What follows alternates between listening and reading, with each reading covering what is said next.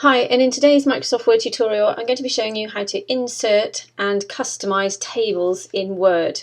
So I've just opened up my default document and I'm going to go up to the Insert tab. There's a couple of ways you can insert a table depending on what you need. So if you click on this icon here, click on the drop down, you can either, let's say your table wanted to be 4 by 4 rows by 4 columns, you can just click and drag 4 by 4. And if you just release, then your table will automatically be inserted here.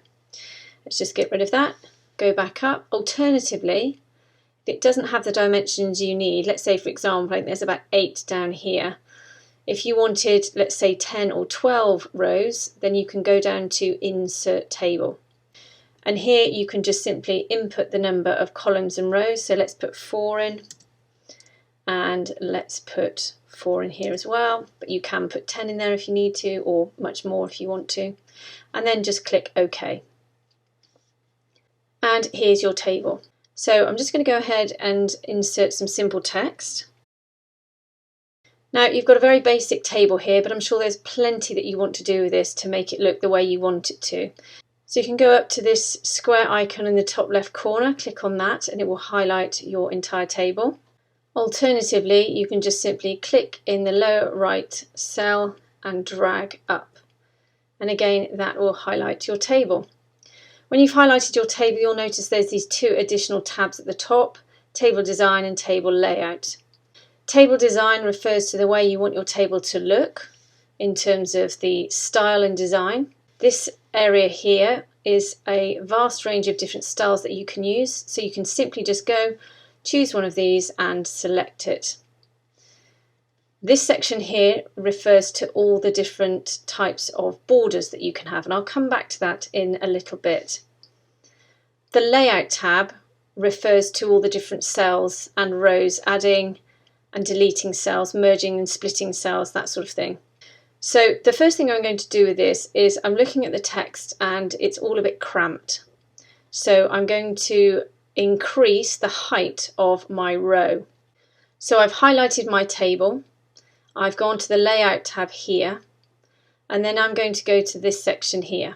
Now if you know the height of your rows, then you can just input it here, or you can just go along to these arrows. If I just click on the up arrow, you can see that my table rows are increasing in height. And often I'll just use that until it looks the way I want it to. Now once I've done that, you can see that my text is probably in the wrong place. So again, highlighting the entire table, or you can just highlight a cell or a row or a column. It's completely up to you. So if I just highlight my entire table, again I'm on the Layout tab, and then go to this section here. And here you can choose exactly where you want to put your text within your cell.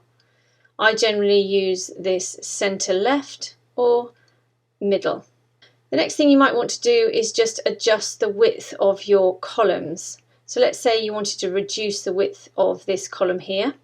Just move your cursor over to this line until it becomes 2 lines and 2 arrows. Then just click and just simply drag. So you can move it either way.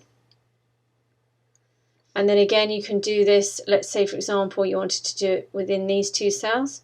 Just again click and drag wherever you want to. Now if you've made a mistake, you can either use the Command or Control plus Z keys, or you can highlight the table, go up to Layout, and go to this Distribute Columns section here and just click on it, and what that will do, it will make all of the columns equal again. In addition to that, you don't have to highlight the entire table.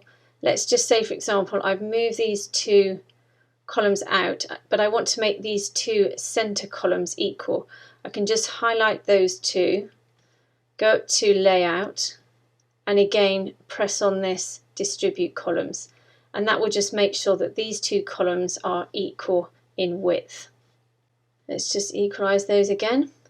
And exactly the same will happen with rows. So let's say for example you've extended a row down, again you can just pull these, and then let's say you do it again to this one, and you want to make those two equal, you can just grab those two, go up to Layout and go to Distribute Rows, and it will make those two rows equal. So the next thing you may want to do is just customize these borders. Often what you want is a more prominent border around the outside of your table, one that highlights some title text at the top and maybe some column text here. So if I highlight my table, go up to Table Design and go along to this section here. On this tab here, if you click on the drop down, it will give you all the different borders around your table. And you can utilize these to separate off the different cells and borders that you need within it.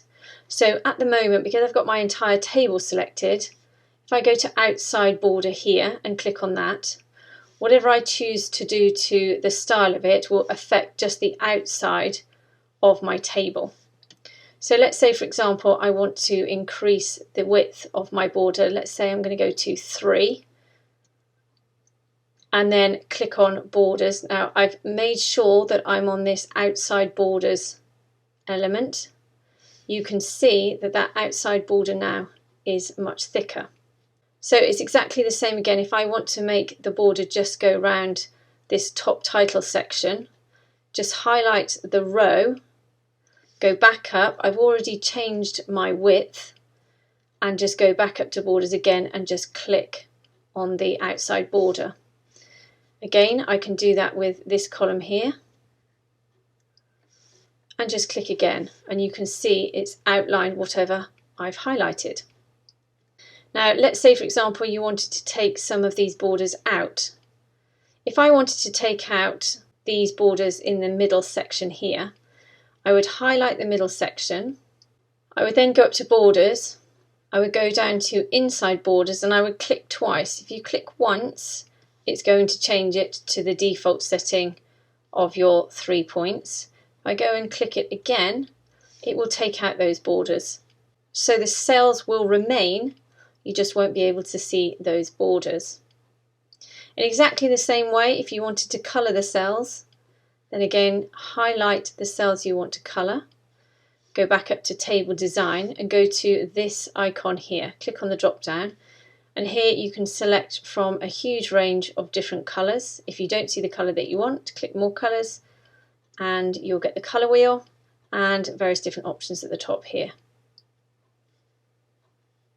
So let's say I just wanted to go to a light grey, and you can see the way in which Word has coloured my cells.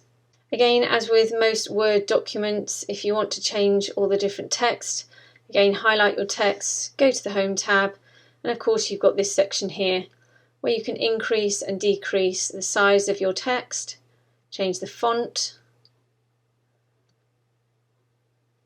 you can bold, underline, and of course you can change the colour of your font as well.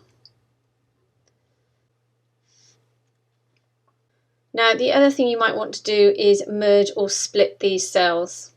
So let's say, for example, we wanted to merge these 3 cells. If you highlight those 3 cells, go up to Layout, go along to this icon here and click Merge Cells. And there you can see that that cell now is merged into one. And in the same way that we did at the beginning, this text is now in the centre, as we told Word to do. If you want it over to the left or the right, again go back up to these icons here and you can just click where you want that text to go.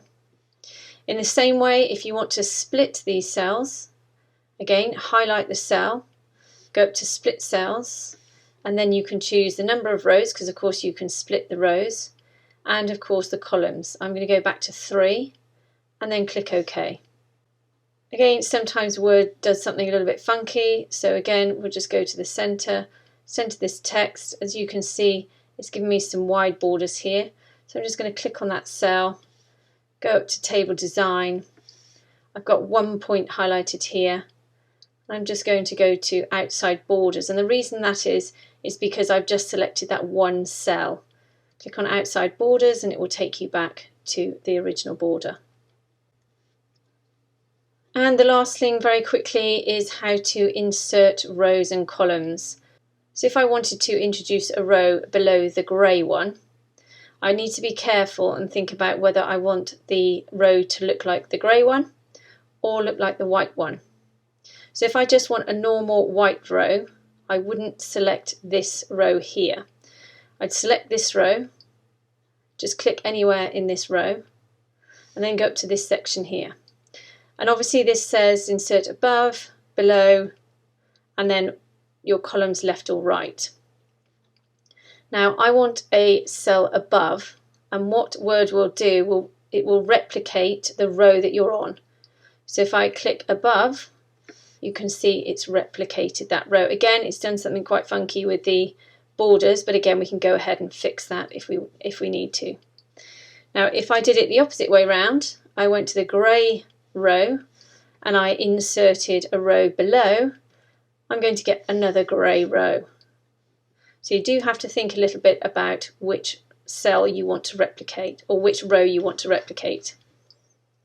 Again, it works exactly the same with your columns. Select any column and then you can select insert left or right.